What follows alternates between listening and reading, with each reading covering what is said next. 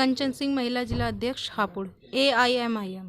अच्छा, तो आज जो आपने यहाँ पे प्रोग्राम किया है तो इसका क्या उद्देश्य है? लगातार जो ओवैसी साहब की जो ये पार्टी है लगातार हर जगह जाकर अपनी जनसभा करती है और वहीं देखने के लिए मिलता है कि काफी लोग उसमें उमड़ते भी हैं। तो आज यहाँ पर जो आपने किया है प्रोग्राम, तो कैसा रहा यहाँ का प्रोग्राम? बहुत अच्छा रहा और हमारा मिशन है सन 2022 मिशन है 100 सीटों पे चुनाव लड़ना। ओबीसी साहब ने कहा है कि हम जो चुनाव लड़ेंगे 100 सीटों पे, जहां हम मजबूत होंगे, मजबूती के साथ चुनाव लड़ा जाएगा। अच्छा, तो क्या लगता है यहाँ जो आपने ये प्रोग्राम किया है पिलखुए के अंदर, तो किस तरह का लोगों का समर्थन मिला है आपको? बिल्कुल लोगों का साथ है, ये लोग बहुत बढ़ चढ़ के लोग आए। टाइम देखिए आप, 9 बज चुके हैं, आप भी लोगों ने इतना सपोर्ट कर रहे हैं लोग। देखिए जो एक पता चलता है कि वो तहे दिल से चाहते हैं ओबीसी साहब को। अच्छा। तो उनके दिल में जो उनके लिए प्यार है, मोहब्बत है, वो दिखा रहे हैं आके यहाँ कि 9 बजे प्रोग्राम चल रहा है और वो यहाँ पे आप भी सिद्ध वो कर रहे हैं, आ रहे हैं यहाँ। अच्छा, आपका शुभ नाम क्या है? मोहम्मद शाबिर कशार, IMM जिला अध्यक्ष। अच्छा, तो आप किस तरह का प्रोग्राम रहा यहाँ पर? प्रोग्राम बहुत अच्छा रहा। आज देखने को मिल रहा है कि हमारा समाज जाग चुका है कि आज जो बहुत बैरिस्टर साहब से मोहब्बत रख रहा है। अच्छा, तो जिस तरह से जो बीजेपी की बी पार्टी इसको कहा जाता है, ये अफवाह क्यों उड़ रही है फिर? ये तो जो जुमलेबाज होते हैं तो अफवाह तो उड़ाते ही हैं।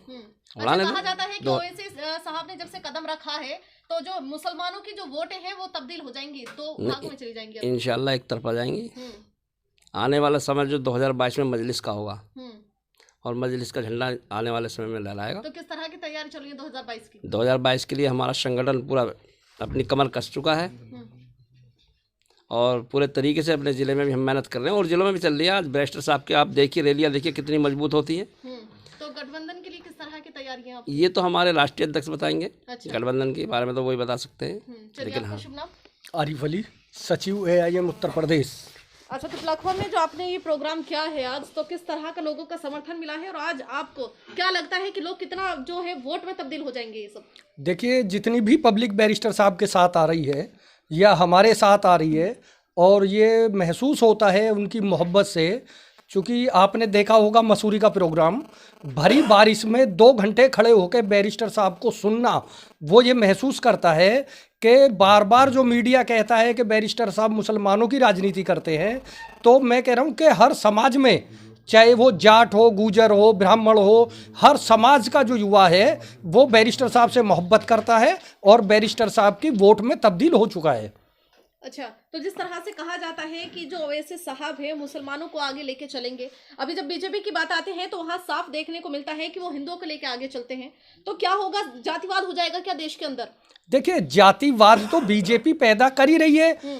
बीजेपी का जो फाउंडेशन है नीचे का, तो वो जातिवाद पे ही है। जैसे कि अभी आपको बताऊं, मैं CA NRC का कानून वापस नहीं लिया और कृषि कानून वापस ले लिए। तो बीजेपी की जो पैदाइश है वो हमेशा जो है जातिवाद पे ही है और जातिवाद की वो राजनीति करती है। आप कोई भी मुद्दा उठा लीजिए, देखिए क्रिकेट के खेल में जिसे आदमी हमेशा, हर समाज का आदमी एक जगह बैठ के देखता था और उसे खेलता था, आज उसमें भी हिंदू मुस्लिम कर दिया। यानी 11 प्लेयर होते हैं क्रिकेट में, 10 प्लेयर की कोई जिम्मेदारी नहीं, एक प्लेयर की जिम्मेदारी है कि वो अपनी टीम को जिता के लाए। तो बीजेपी की जो बुनियादी जड़ है वो सिर्फ जातिवाद ही है। तो क्या क्या मुद्दे लेकर जो है ये पार्टी इस उत्तर प्रदेश के अंदर कदम रख रही है?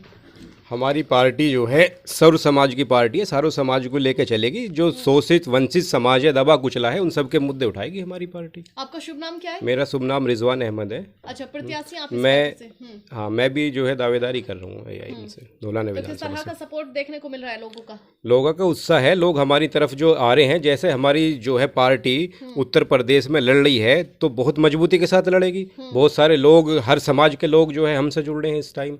हमारी अच्छी, और जो हमारी सभाएं हो रही हैं वो भी बहुत ज़बरदस्त और बहुत अच्छी हो रही हैं। अच्छा, बेरोजगारी जो है, जब से योगी सरकार आई है तो लोगों का कहना है कि भैया बेरोजगार हो चुके हैं हम, तो अगर ओवैसी साहब आ जाते हैं तो किस तरह का उस पर काम करेंगे? देखो, जब से योगी सरकार आई है बेरोजगारी तो बहुत बढ़ी है, उसके साथ महंगाई बढ़ी है। और जब ओवैसी सरकार आएगी तो बेरोजगारी को ख़त्म करेंगे, हम रोज़गार दिलाएंगे, महंगाई को कम करेंगे, तेलों के दाम के लिए प्रोटेक्शन करेंगे और जो है उसे कम करेंगे हम लोग। चलिए, इरादे वादे तो बहुत होते हैं। आपका शुभ नाम क्या है? मेरा नाम शादाब निडोरी है। तो किस तरह का प्रोग्राम रहा आपका यहाँ पर? ये प्रोग्राम बहुत अच्छा लगा, पब्लिक का बहुत अच्छा रेस्पॉन्स मिला है हम लोगों को और हमेशा से मिलता आया है। तो जैसे जनसभा अलग अलग होती रहती हैं, ओवैसी साहब को सुनने के लिए भी काफी लोग उमड़ते हैं, तो ये जो लोग उमड़ते हैं ये वोटों में कितना तब्दील होने वाले हैं और क्या क्या मुद्दे इरादे आप इस विधानसभा चुनाव में लेकर उतर रहे हैं? देखिए, मुद्दे बहुत हैं। सबसे पहला मुद्दा तो यहाँ बेरोजगारी का ही है। आज का नौजवान बहुत बेरोजगार है, महंगाई चरम सीमा पर है। देखिए, मोदी जी क्या करते हैं, पेट्रोल बढ़ा दिया। उस वक्त में इन्होंने कहा था कि 35 रुपये लीटर पेट्रोल मिलेगा, लेकिन पेट्रोल के दाम बढ़ा दिए, 100 के पार कर दिए। अब 100 के पार होने के बाद फिर 10 रुपया कम कर दिया। जो बीजेपी के जो भक्त हैं उनको 35 रुपये से 100 रुपये लीटर जो पेट्रोल हो गया वो तो दिखाई नहीं दिया भगत, लेकिन 10 कम कर दिया तो तालियां बजा दी कि 10 कम हो गया। तो ये तो ऐसा हुआ, मेरी जेब से निकाल के 10 मेरी वापसी में डाल दिया, 50 खुद रख लिया। योगी सरकार कह तो रही कि भैया रोजगार दे तो रहे, और योगी से देखिए, योगी सरकार अगर रोजगार निकालती तो जब से योगी सरकार आई है लगभग 7% नौजवान आत्महत्या कर चुका बेरोजगारी की वजह से। ऐसे ऐसे लोग हैं जिन्होंने MA BEd करने के बावजूद भी वो खेतों में नौकरियां कर रहे हैं। अगर योगी सरकार रोजगार निकालती तो इतने डिपार्टमेंट खुले हैं, रोड्स बने हैं, और रोड भी बहुत ऐसे हैं जो टूट चुके हैं, उद्घाटन के समय टूट गए। रोजगार बिल्कुल नहीं है और बेरोजगारी बहुत ज़्यादा है। तो ये जो है ओवैसी साहब जो है ये मुस्लिम समाज को आगे लेके चलेंगे, सबका साथ सबका विकास होगा? देखिए, हर पार्टी जो है अलग अलग नारा देती है। राजनीतिक दल क्या करते हैं, समाजवादी पार्टी नारा देती है जय समाजवाद का, और बहुजन समाज पार्टी नारा देती है दलित मुसलमान का। कांग्रेस पार्टी करती है हिंदू मुस्लिम एकता का नारा देती है, और भारतीय जनता पार्टी कहती है सबका साथ सबका विकास। ये लोग अपने नारों पर खड़े नहीं उतरते। अगर भारतीय जनता पार्टी को आप ले लो, वो लोग कहते हैं कि सबका साथ सबका विकास, वो लोग सबका साथ नहीं करते, उनका मतलब है एक साथ सबका सर्वनाश। अच्छा, ये है। आ जाता है तो वहाँ उसको उग्रवादी बना दिया जाता है। जैसे अभी हमारे सादा भाई ने बताया कि कासिम का किसी ने नाम नहीं लिया, अल्ताफ का नाम नहीं लिया, अखलाक का नाम नहीं लिया। अगर कहीं पे कोई शर्मा जी मर जाए, कोई गुप्ता जी मर जाए, तो ये सेकुलर पार्टियों के जो लीडर हैं, जैसे हमारे अखिलेश भैया हैं, राहुल गांधी हैं, जयंत चौधरी हैं, बहन कुमारी मायावती है, इन लोगों को रात को नींद नहीं आती और ये सोचते हैं कि हम हवाई जहाज से उड़कर उनके घर पहुंच जाएं और उनको 20 लाख रुपए की मदद दे आए या 50 लाख रुपए की मदद दे आए। अभी लखीमपुर खीरी में 6 किसानों को मार दिया तो ये लोग इतने उतावले थे कि इन्होंने जगह जगह धरना प्रदर्शन करे और रातों रात वहां पहुंचने की कोशिश करी। मेरे दोस्तों, क्या अल्ताफ के अंदर ये खून नहीं था?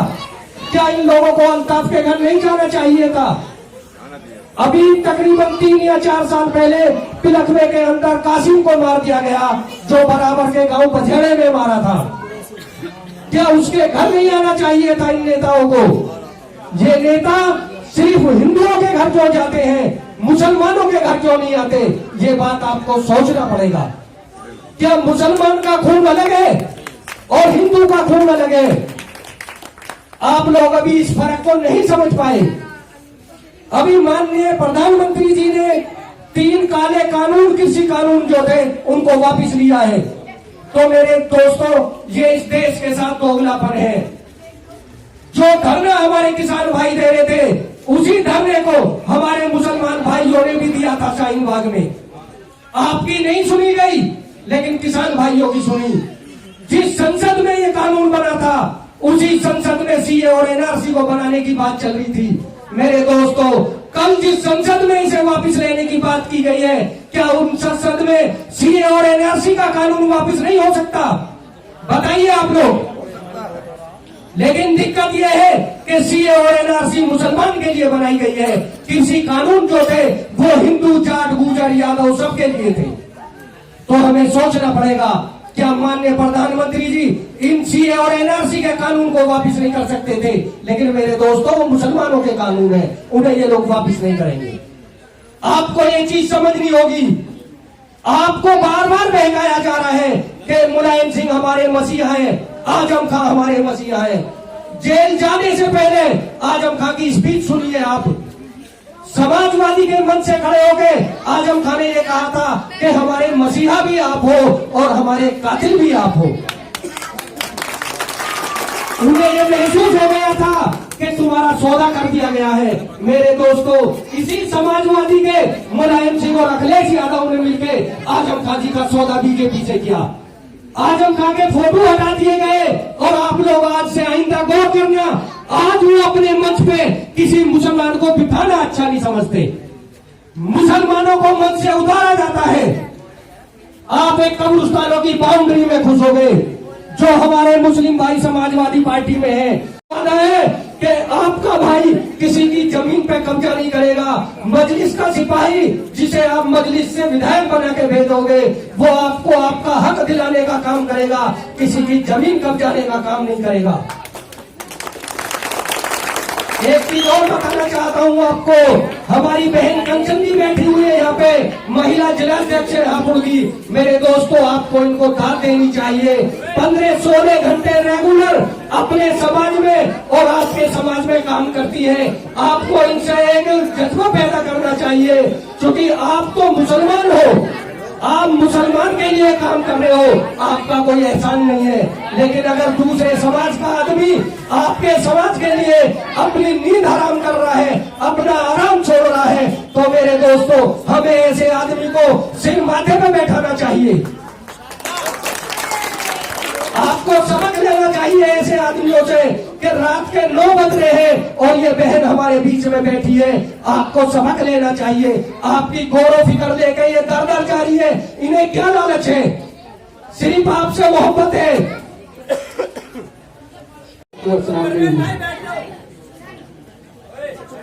आप सब 2014 से जब से बीजेपी सरकार आई है, हिंदुस्तान का माहौल आप लोग देख रहे हैं। हिंदुस्तान में जो दिल्ली है, जो हिंदुस्तान की राजधानी है, वहां पे एक इंडिया गेट है। इंडिया कह के चला जाता है। जो खवातीनें होती है ना, औरतें, अगर एक ही आदमी के साथ जिंदगी गुजारे निकाह करके, तो याद रखना समाज में उसकी इज्जत बहुत होती है। सब उसकी इज्जत करते हैं ना। पिहानिया भी सीना ठोक के कहते हैं ये हमारी बेटी है। ससुराल वाले ससुर भी कहता मेरी बहू बहुत अच्छी है। लेकिन एक ऐसी होती है जो आज उसके निकाह साथ, कल उसके साथ निकाह, परसों उसके साथ निकाह, क्या उसकी कोई जाने वाला कोई और था? आपने 2017 में बीजेपी को हराने के लिए वोट दिया, फिर भी बीजेपी नहीं हारी। आपने 2019 में बीजेपी को हारने के लिए वोट दिया, फिर भी बीजेपी नहीं हारी। लेकिन मुझे बताइए, यहाँ लोगों ने एक भी आदमी ऐसा बताओ जिसने बीजेपी को वोट दिया हो? दिया किसी ने? तो फिर कैसे चली, जीत के चलेगी बीजेपी? मतलब साफ है। यादव भाई बीजेपी को वोट डाल रहे हैं, पंडित भाई बीजेपी को वोट डाल रहे हैं, दलित भाई बीजेपी को वोट डाल रहा है। एक हमारा मियाँ जी ऐसा है जो बीजेपी को हराने के लिए वोट कर रहा है। यादव भाई जिस वक्त वोट डालने जाएगा, वो ये सोचेगा अगर मैं वोट डालूंगा मेरी सरकार बनेगी, मेरे तन पर वर्दी होगी, मेरे बेटे के तन पे खाकी वर्दी होगी।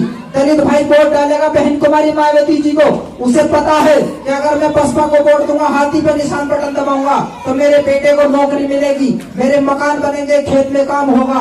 लेकिन याद रखो, उत्तर प्रदेश का मुसलमान एक ऐसा नवासी है जो सिर्फ ना ये देखता है मुझे कुछ चाहिए, ना देखता है मेरा घर बने ना बने, ना देखता है मेरे बेटे को नौकरी मिले ना मिले, ना देखता है कि मेरी सड़क बने ना बने। लेकिन वो क्या देखता है? बीजेपी को कौन हरा रहा है। 75 सालों से बीजेपी को हराते आए हो, आए ना? हारी आपसे? नहीं हारी।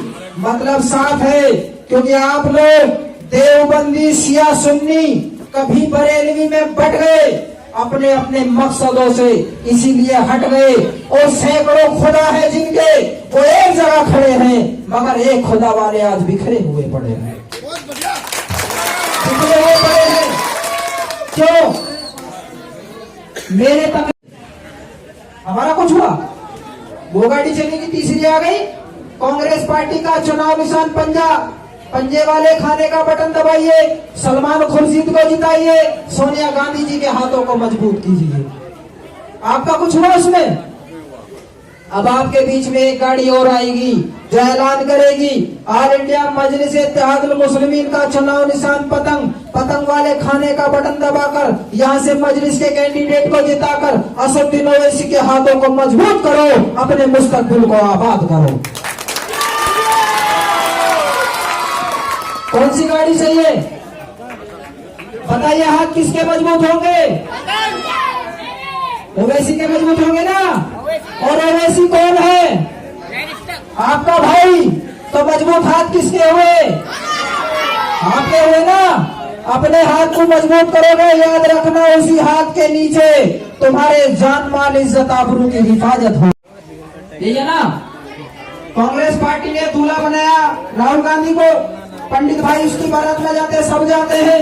लखनऊ की दुल्हन गए उनके घर, दहेज गए उनके घर, हमारा मियाँ जी खा पी के फिर अपने घर। ये चल रहा ना। जिसकी भी बारात में जाओगे सिर्फ चाय पानी पाओगे। अब तुम्हारे बीच में एक दूल्हा पैदा हुआ है जिसका नाम है बैरिस्टर असदुद्दीन ओवैसी। याद रखो, अपने दूल्हे की बारात में चलोगे तो चाय पानी भी तुम्हें मिलेगी, इज्जत भी तुम्हें मिलेगी, दहेज भी तुम्हें मिलेगा, लखनऊ की दुल्हन भी तुम्हें मिलेगी।